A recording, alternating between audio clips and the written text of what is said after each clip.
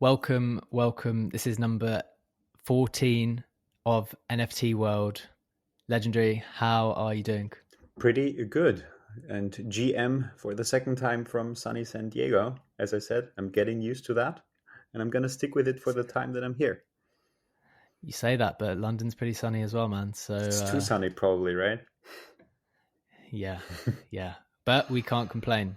We don't get it very often, so we are enjoying it very much. How has your week been in the sun over there? Pretty good. I got to visit San Francisco for the weekend and have been exploring more and more of San Diego. So that's been going pretty well, to be honest. And we were just talking off air. You were saying that the way that you reviewed the West Coast wine is how we review certain NFT projects. Exactly. Some of the wines that I got to taste in Sonoma County and Napa Valley, I would refer to them as interesting.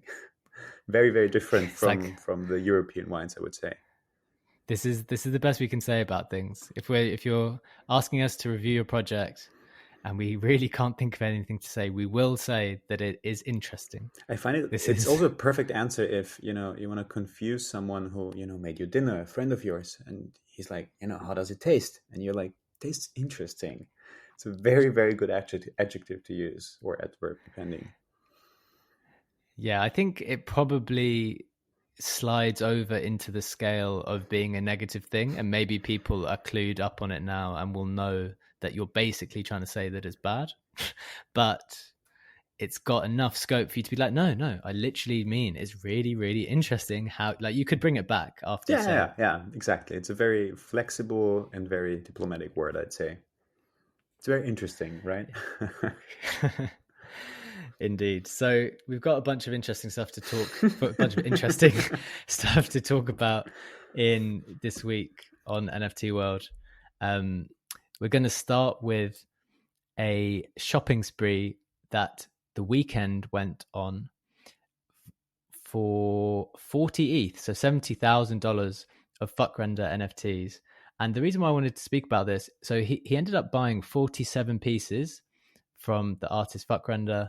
The shopping spree included a 101 of Super Rare and other pieces from the Avatar and Crystal collections. And I thought this was kind of cool, not just because it shows that celebrities are buying in or people who are very prominent are supporting artists, but I was thinking that these two people are both Canadian, so it's sort of supporting a fellow Canadian artist. And there's this quote that I saw someone write on Twitter a few weeks ago um, about how one prominent artist once wrote that the way to sell art is to just hang out with rich people for long enough and just hang out with them. Don't try and sell anything. And you hang out with them long enough, and then one day they'll just turn around and be like, yeah, I'll buy something off you, you know? And so to what extent do you agree with that kind of take? And the only additional thing, I think I left the main part out of it. You have to hang around rich people long enough, get drunk with them, and then one day they'll decide to buy something from you. To what extent do you think that is the kind of vibe or relationship between artist and collector? I think that this kind of relationship is not only working in art, any kind of art, illustrative, music, etc. It's also working perfectly well in business relationships. There's like Mm, another saying, like basically you are the person, you're the average of the five persons that you spend the most time with. So yeah. it's certainly gonna work out for your personal development, gonna work out for business relationships, and I don't see why it shouldn't work out for art, in the very same sense. And it's not the only way for an artist to be successful, I'd argue, but it's certainly one way to get there. And in case of Weeknd and Fvckrender, I mean, Weeknd's been dabbling into the NFT space for quite a long time, right? He has indeed. I think his first Nifty Gateway drop was back in 2021, I think. Yes. Yeah. Yeah, it was. So there's quite a track record to be seen there, but it's still a nice story, to see two Canadians and one going on a shopping spree and buying Fvckrender's work. I don't know if they're like personally acquainted, to be honest, and I didn't research that. I Yeah, so this is the thing that I was thinking. So I've sort of just read into it, and it just made me think of that quote because I thought, okay, well, the Weeknd's got enough money to buy whoever he wants, right? And I just, I was kind of reading the quote into this situation where it's like, well, you're from the same place. You're probably, maybe you've met, maybe you've hung out, maybe you've done this and that. And I think it does legitimately make a difference. Like when you have the personal connection with someone, and also when you're not trying to sell to someone all the time, it makes huge impact. And yeah, if someone likes you and they get along with you and you're having a good time, then people probably want to support you. Yeah, nothing to add to that. I would absolutely agree. And so, I mean, one of the things I wanted to go into on the back of that is when you build these relationships with people, one of the big conversations that's kind of tearing Twitter apart the last few days for some reason is the creator royalties discussion. Hmm. And one of my more controversial takes a while ago was that if you buy something of someone, there has to be a very good reason why someone still owns 5 or 10% of the thing that you bought for them.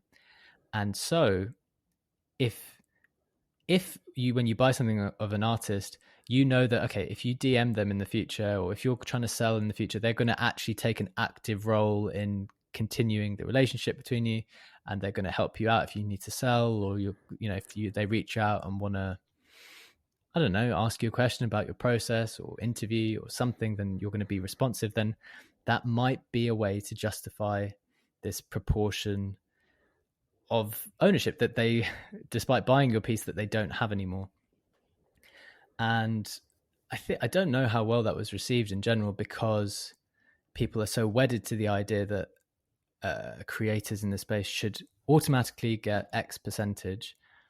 And now this week, people have been going back to that idea, trying to decide what is justified for creators to continue to earn beyond that initial point of sale. What is your initial take on it? Generally speaking, I like the creator royalty idea. It's very well. It's the argument is often that collectors and speculators make more money on the piece of art than the artist did originally, and the creator royalty kind of helps mitigating that. It's a very nice idea. It's a very nice idea to make sure there's this redistribution to the original artist. A bit romantic. We don't really see it in other areas of business. We don't see it in stocks. Like if I'm one of the first Tesla stock buyers and I sell early, I'm not going to get 10 or 5% along the way for people who buy my stocks that I sold too early and they sell the top themselves. Also, the other aspect of creator royalties that we have to talk about are collector royalties in the way the super rare has them. So, like, for the first collector who discovered a new emerging artist, that's also something that should be valued.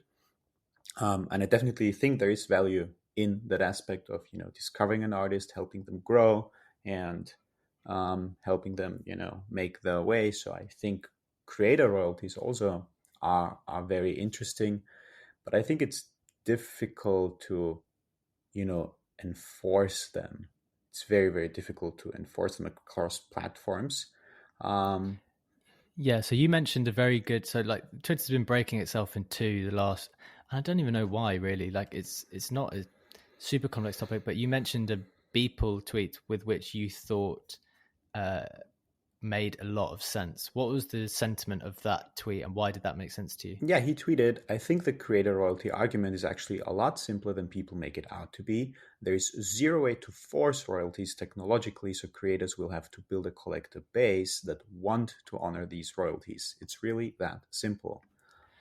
Yeah, and I think philosophically as well, I am of the opinion that if you buy something, it is yours. Like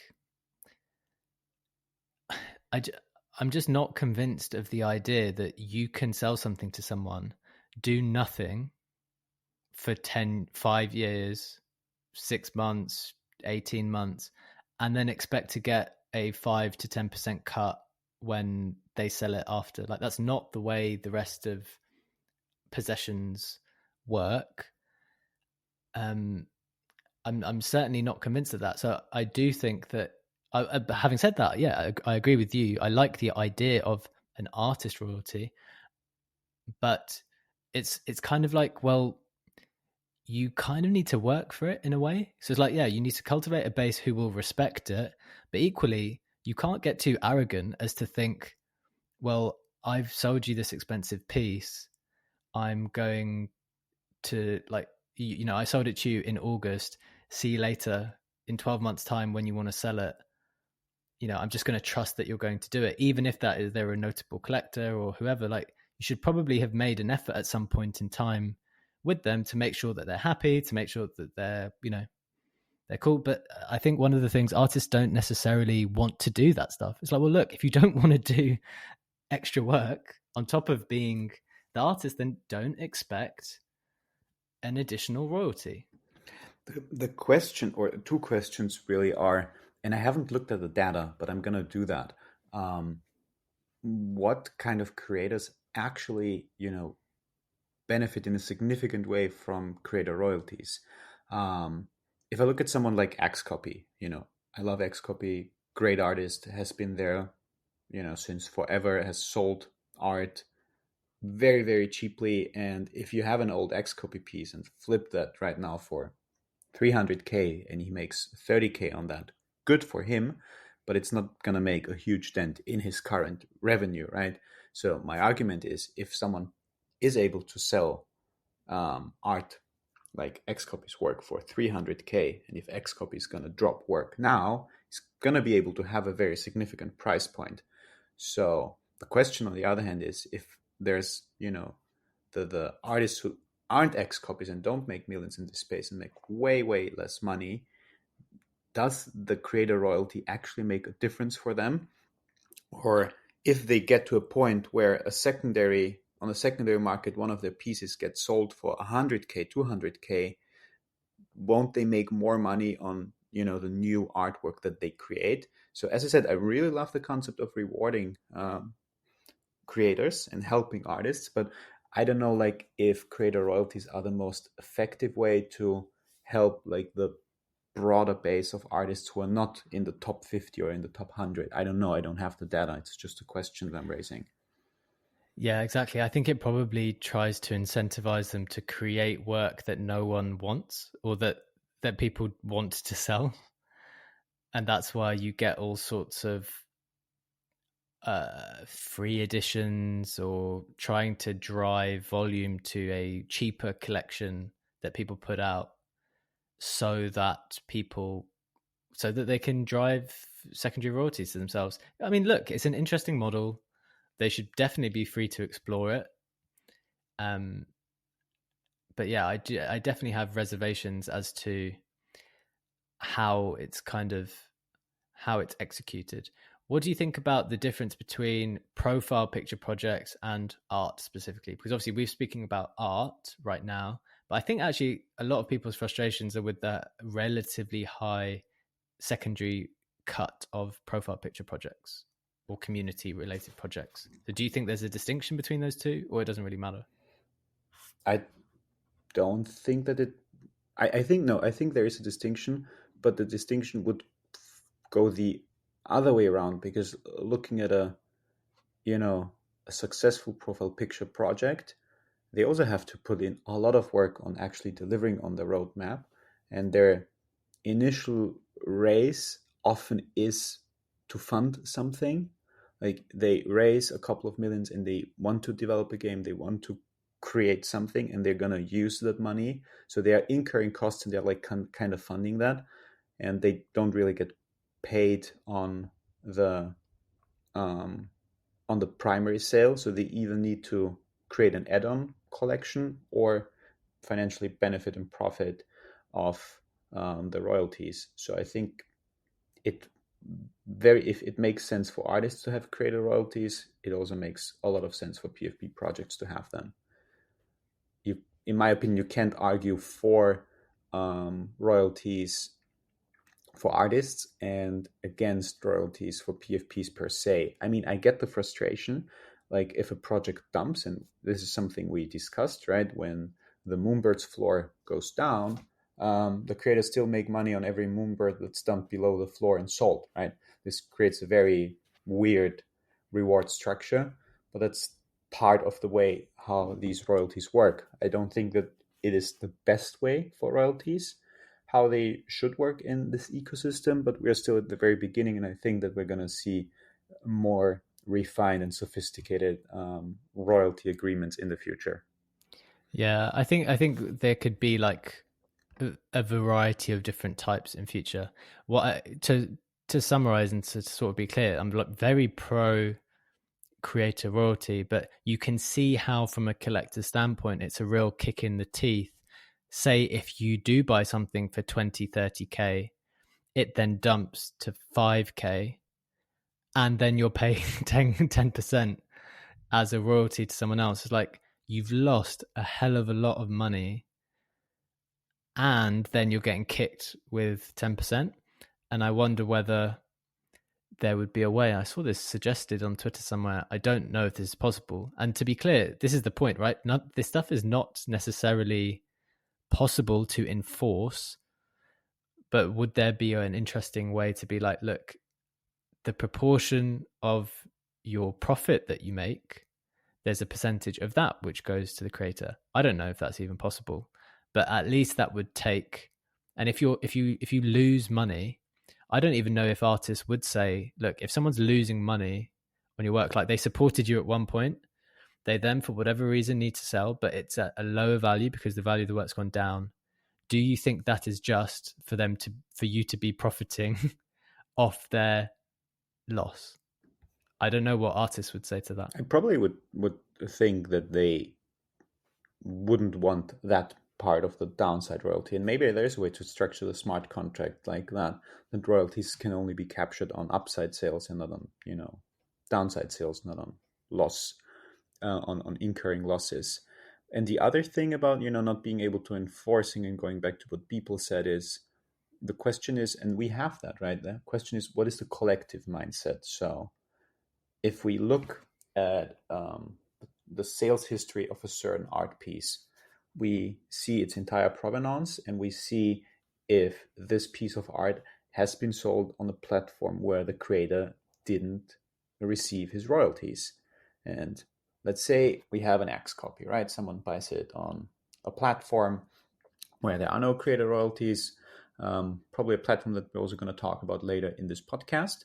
And then he decides to sell that X copy piece at a discount. Say it would be valued 300k and he sells it for 200k, but the provenance clearly shows in its history it has been sold, let's say, twice on a platform that didn't pay X copy as the creator. So if we all think that creator royalties are important, then the collective mindset would have to arrive to the decision that this piece is less valuable because its track record, its history shows that it has not been, respecting X copy as a creator, and it's flawed, quote unquote, in a way, right? So, and I don't know how this would play out if collectors. I know I haven't looked when I buy a lot of art, I would say, but I've looked a couple of times to see, hey, who owned this before, and it's interesting or it's funny if you see a familiar name, but I didn't go into the specifics of looking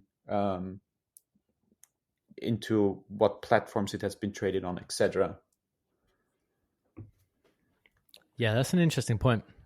I don't know how people would perceive that, but as you say, I think that there will be a variety of different royalty models moving forward. I also think that the number is probably going to trend downwards as people think that the numbers are too high, and as more projects come in and start undercutting, more projects and creators come in and start undercutting the current precedent. So that's something to monitor. It will be interesting to see. One of the reasons why I think this topic became so important this week was because of the rise in volume on an NFT platform called SudoSwap. SudoSwap is an AMM which essentially allows you to provide liquidity and put your NFTs into a pool and kind of get instant liquidity for your NFTs. And one of the reasons why this is related to the royalties thing is because it does not respect the royalties. As you put your NFT in and take money out, or as you provide liquidity, like there's no money going to the creator in this. So do you want to explain a little bit about what SudoSwap does and why that's maybe bad for the artist? And then we look into the technicalities of it. As you said, SudoSwap is an AMM, an automated market maker for NFTs. So basically, it is the equivalent of Uniswap, but for NFTs. And as a participant in the protocol, you can provide liquidity by providing ETH and the NFT as the second token, as opposed to a pair on Uniswap that would be ETH and USDC, for example. So there is no centralized institution like OpenSea that handles the execution of the contracts, trading of the NFTs in the background. It all happens via SudoSwap's smart contract, which works again as an automated market maker. And by the way that this contract is structured, it doesn't respect creator royalties. So whatever trading action is ongoing on SudoSwap, the creator, being it an artist, PFP project, whatever, is not going to get any share out of that. I think the only fee that exists is 0.5% on the trades that happen, and this is SudoSwap's business model. And I think that SudoSwap and their recent surge in popularity, they started out on August 1st with a trading volume of around 60 ETH and reached 900 ETH on August 10th. And by the way, going back to our favorite, comparison in our podcast, yes, they did surpass the lifetime volume of Coinbase NFT already, despite being a couple of months younger than Coinbase's NFT platform. But this recent surge in popularity, as I was saying, is probably another catalyst or another reason that sparked the royalty debate and conversation again all over Twitter. Yeah. So it is very interesting. So obviously by using SudoSwap, the creator doesn't get the royalties. But this is a really interesting mechanic of trading NFTs. It's not brand new though, right? Like NFTFi did this before SudoSwap. I think NFTFi did it in the way that they help providing liquidity, that you could use your NFT as a collateral to take out a loan and pay interest on that. And if you pay your loan plus interest back, you get your NFT back. So yes, the idea of trying to make NFTs a more liquid asset class is certainly not a new one. Interesting. And so why do you think, do you think potentially that this will be the way that we cut out, or that people decide, look, we don't like corporations, we don't like OpenSea, we don't like whoever?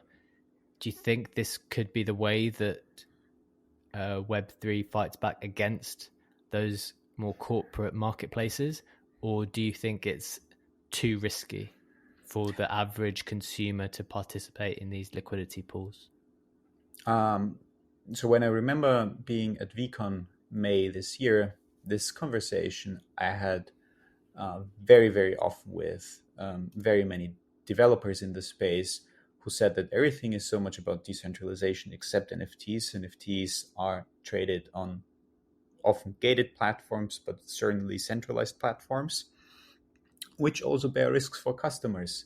And, OpenSea, I know they did revise their policy for quote unquote stolen NFTs and items, but consumers would often run into the issue that they buy an NFT unsuspectingly of any, bad trading behavior that happened previously. And a couple weeks later, this NFT happened to me as well, would be flagged. And you couldn't trade it on OpenSea anymore. And if you tried trading it on LooksRare or X2Y2, you could do that, but you wouldn't have the flag on the other marketplaces that basically tells you it has been flagged on OpenSea. So there are already risks, and not adding to other exploits, smart contract risks, etc., that people and customers incur with centralized platforms.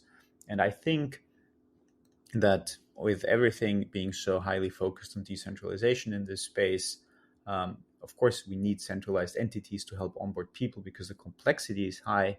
But I don't see why the future of NFTs shouldn't move into a more decentralized way and also into a more decentralized way of trading.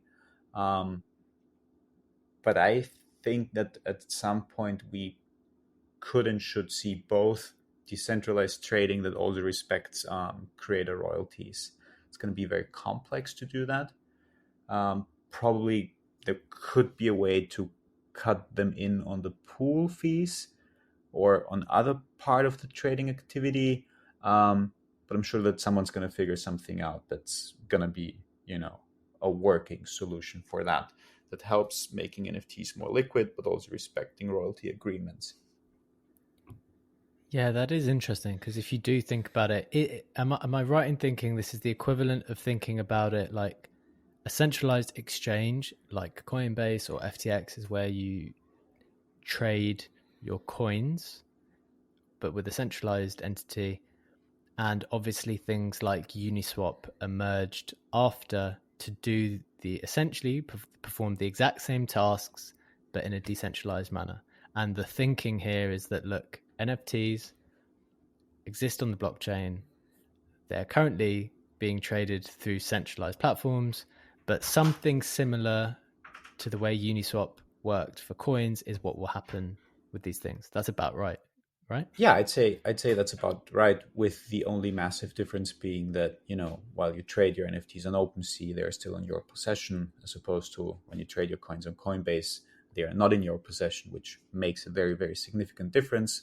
But still, the analogy holds true in the way that when you trade NFTs on OpenSea, you need another entity. You need OpenSea to facilitate the trade, and they obviously do that, and they're highly successful at doing that, as opposed to trading on SudoSwap, where you don't really have that entity. It's just a smart contract.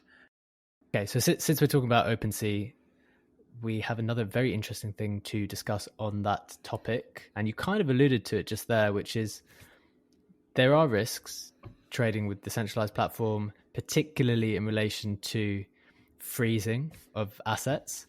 And one of the huge issues that people have been facing is that they buy an asset which is later flagged as a stolen good, and then they're screwed because they can't do anything with the asset on that platform. They can't sell it.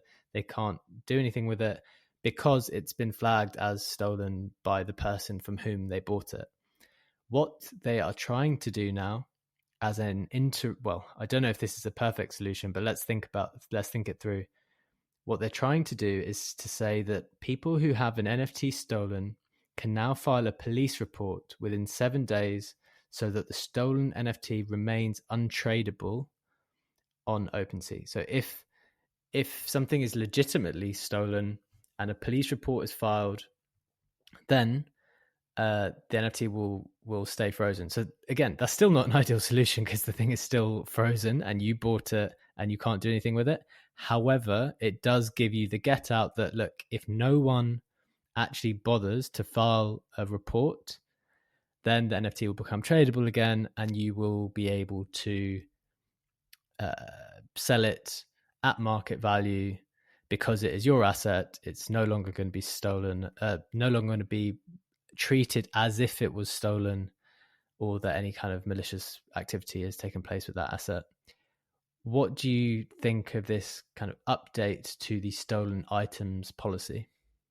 It is a good step in the right direction, but doesn't solve the underlying problem. Because if someone gets his Bored Ape stolen, I buy it on, the say fifth day, sixth day, whatever, and then he files his police report, and it remains locked, will be locked, because also it's not going to be locked immediately, right? There is this time frame. That's the dangerous one, where you buy the NFT and then it gets flagged as stolen. So it doesn't solve that underlying problem.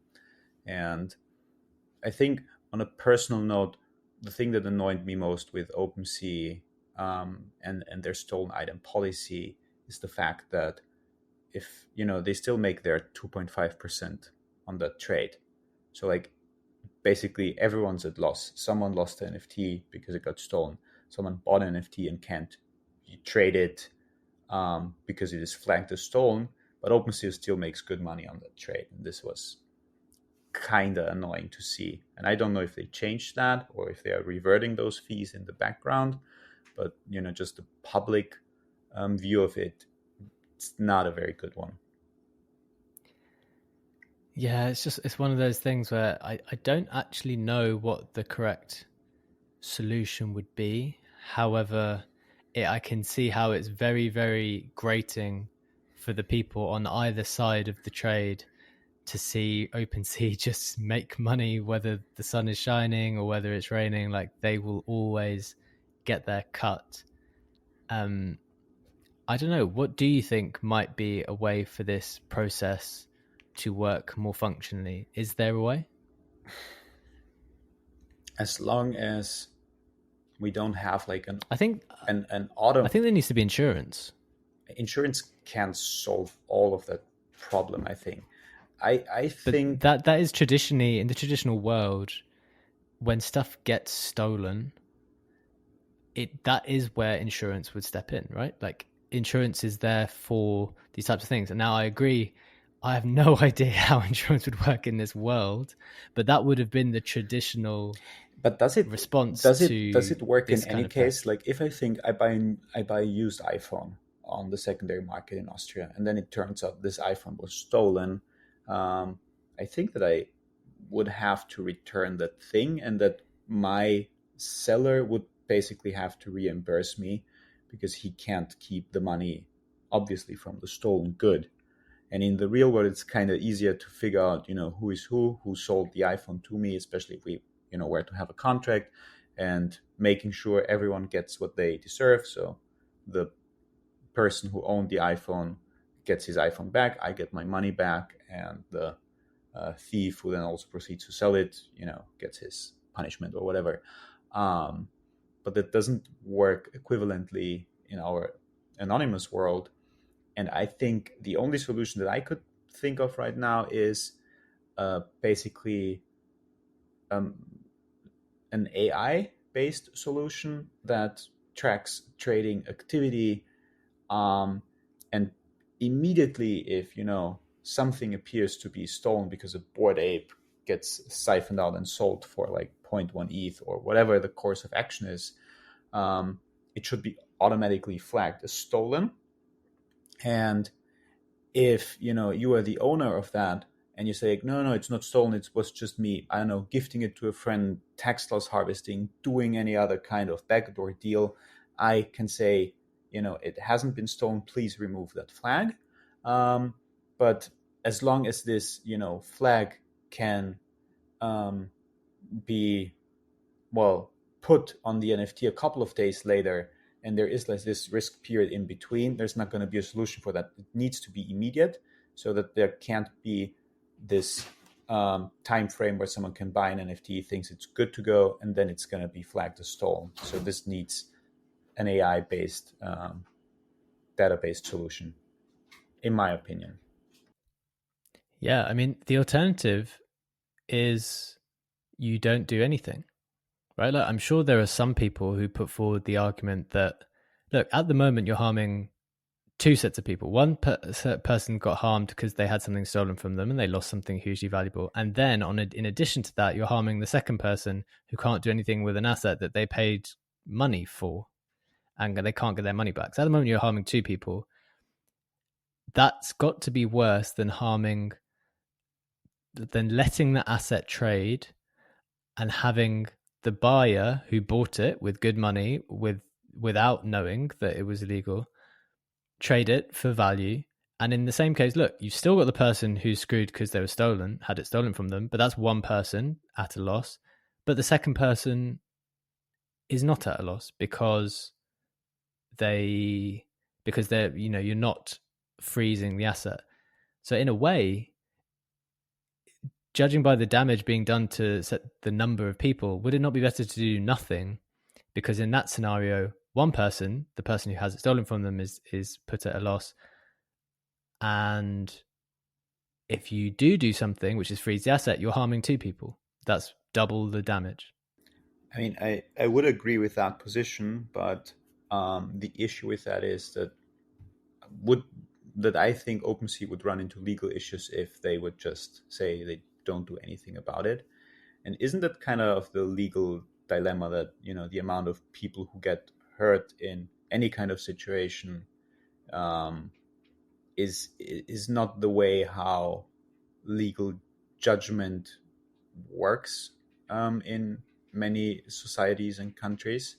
Like the typical Yeah, example of pushing off the one person from the bridge to stop the train from, crashing and colliding and saving 100 people's lives. It's not the way how we can, judge those things. yeah. I'm not suggesting this would be the correct legal thing to do. Just as I'm sure that there are some people who might put forward that argument where, as it currently stands, two people are specifically getting screwed by the deal. Yeah, I agree. I agree with Whereas that. if nothing was done, only one person would. But yeah, there has to be something done in order to deal with this theft. And yeah, it's a difficult issue to deal with. They've obviously trying to add this police report element to it.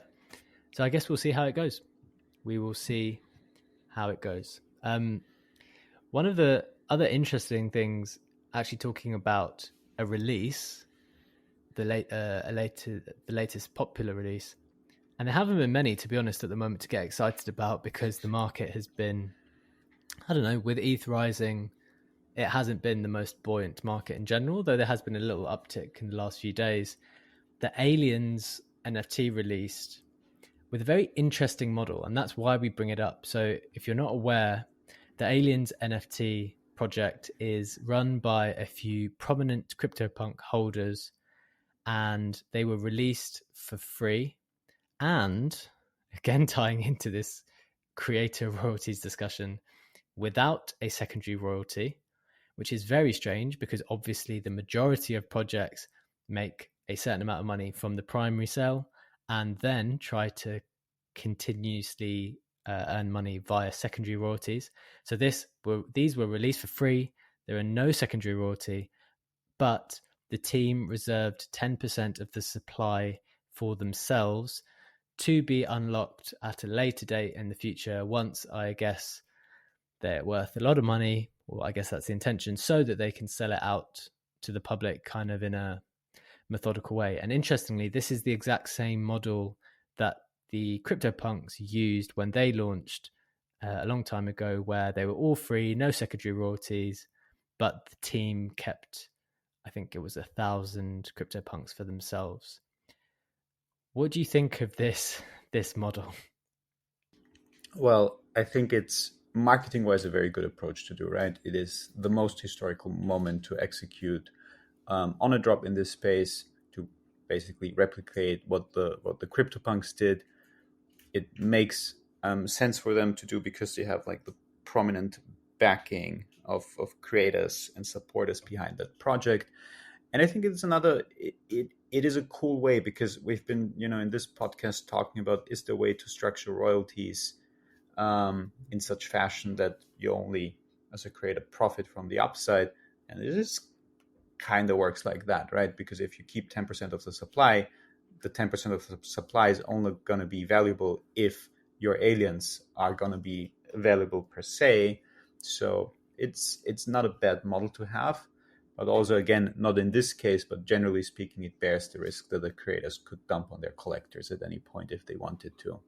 So it's probably another potential rug pull component that's been added to the spectrum.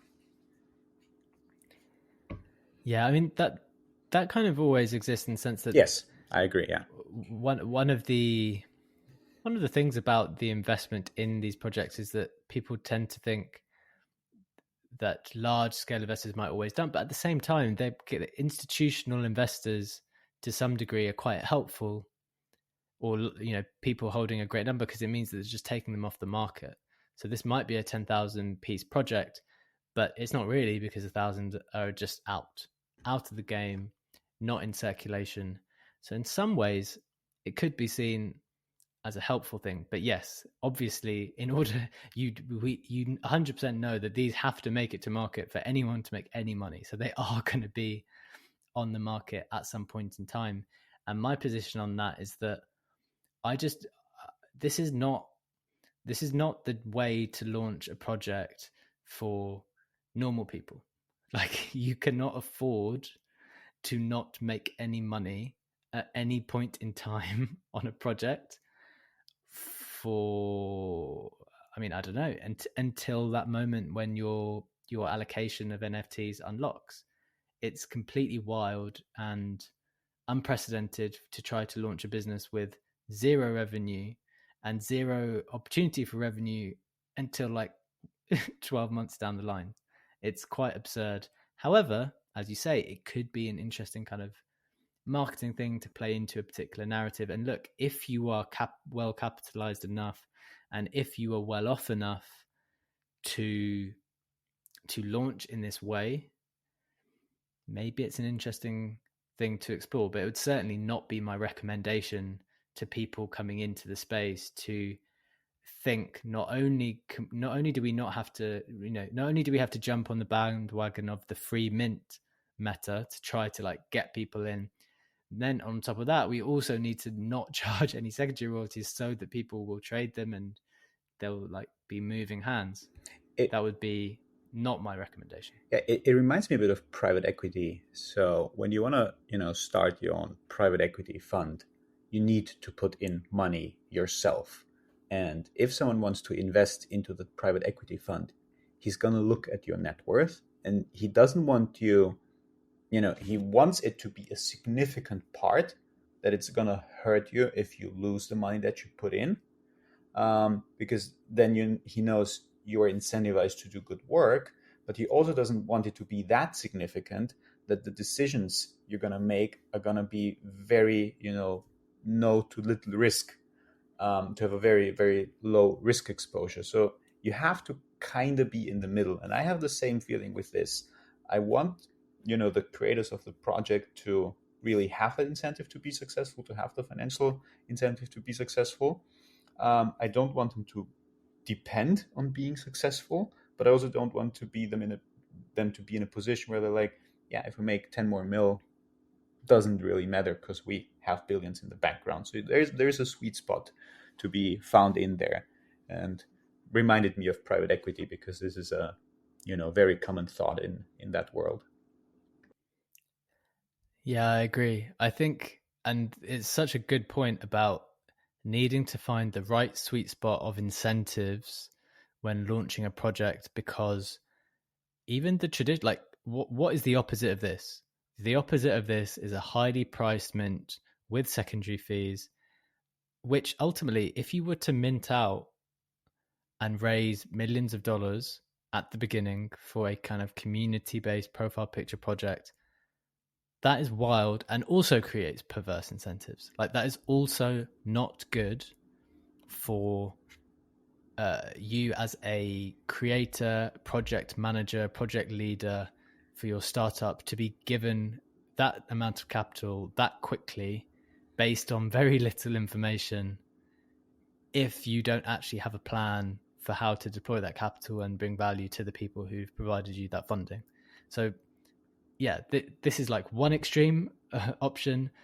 But to be honest, the other extreme option, which is, charging a price, selling out 10,000 and then having some runway to do stuff, that's also an extreme because it's not exactly common to just be able to click your fingers and raise a few $1 million in capital and then just deploy it as you will to try to please this community of people. So we're kind of switching between two extremes at the moment, and it's hard to see what the middle ground and reasonable kind of compromises between these two. Yeah, the opposite of this is Pixelmon, probably, right? Raising 70 mil and not doing anything in the beginning. The middle ground and finding the balance is going to be a massive challenge for this space in so many ways.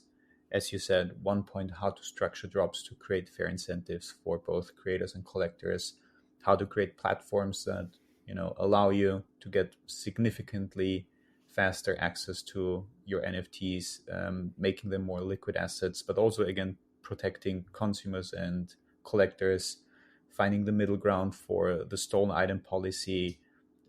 This space being so new and experimenting obviously is going to touch both ends and both extremes, and really needs just more time to find the middle ground in so many ways and dimensions.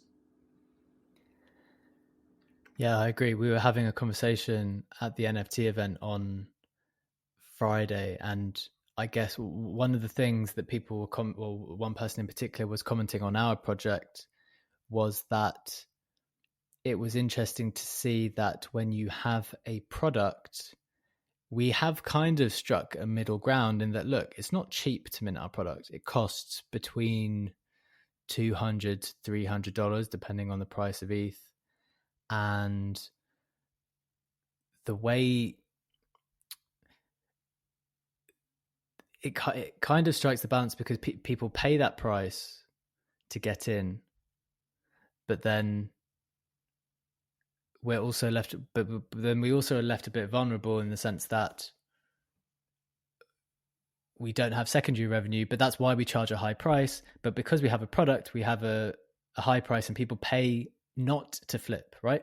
So people are trying to pay to get the access because they actually want to consume the thing.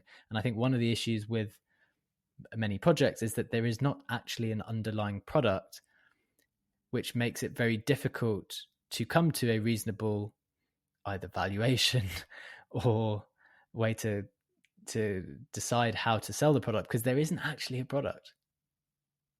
Yeah, I agree. I agree. And as you said, we have this incentive structure for us at 32 Dreams, right? Basically, we are winning if there's no trading activity on the secondary market, because it means that people enjoy what we're doing, enjoy our product, and don't want to lose access to, the content, courses, tutorials, etc. that we are providing. But we still Yeah, have and in the, many ways, we still have the positive incentive structure of the mint still being open and ongoing, and people wanting to join the community still can do that. And obviously, this creates our primary revenue stream. So we have the risk exposure, as you said, but we also have the upside that we can capture. And I think we kind of found a nice balance there. Yeah. and if anything, that just creates the right level of incentives, right? Because every now and again, like, we get a couple, 2 or 3 mints per week, maybe on average. The last few weeks, I would suggest something like that. And that's probably how a startup is meant to run. It's like you keep delivering over a period of time, and you prove your success over time. And as you continue to prove your success, then you get a few more people to sell. Like, that's how businesses, I think, are supposed to run, where you don't get thrown a whole load of cash in front of you in one go, and then you're suddenly not incentivized to actually do any work. Whereas in our case, I think, we keep having to deliver something, and the better we deliver and the better we advertise that, then we get another customer, we get another customer, we get another customer. So yeah, that's something I've been thinking about in terms of striking the right balance, and how it kind of requires there to be an actual product. Yeah, and we also have like kind of a set of checks and balances, because if we stopped delivering for any reason, then people would want to get out of their 32 Dreams NFT as fast as possible, dump it on the secondary market, and then obviously there wouldn't be any primary sales after that. So it would stop our business. It would stop airdrop season as a product completely. So it creates a very solid incentive structure for us being committed. And I mean, we are, intrinsically committed, but I see it like from an outside perspective. If you are stumbling upon our content and you don't know us as persons, you can't obviously judge on someone you don't know and judge on their intrinsical motivation, but you can judge on the set of incentives that you see. And I think we create a very safe and secure environment in terms of having that balance. Yeah, I think that's cool. Cool, man. I think we've spoken about all the stuff that we wanted to talk about today. That was a good session. What are you doing with the rest of the tail end of your weekend? Probably gonna grab some coffee right now. Gonna head to the beach later in the afternoon and do some thinking with the Arbitrum Odyssey campaign. About to recommence in 2 weeks how we are going to position ourselves on Twitter and other channels to make sure that our voice is going to get heard. Yeah, this Odyssey campaign, I can feel it coming. Like the chatter has already started on Arbitrum, and I think that the Twitter voices are going to get louder and louder on that. So I completely agree. That's something we're going to be focusing on. Right, good stuff. Let's wrap it there, man. Take care. Have a good coffee and have a good think and the rest of the day. Thank you. Take care. Bye-bye. You too. Bye-bye.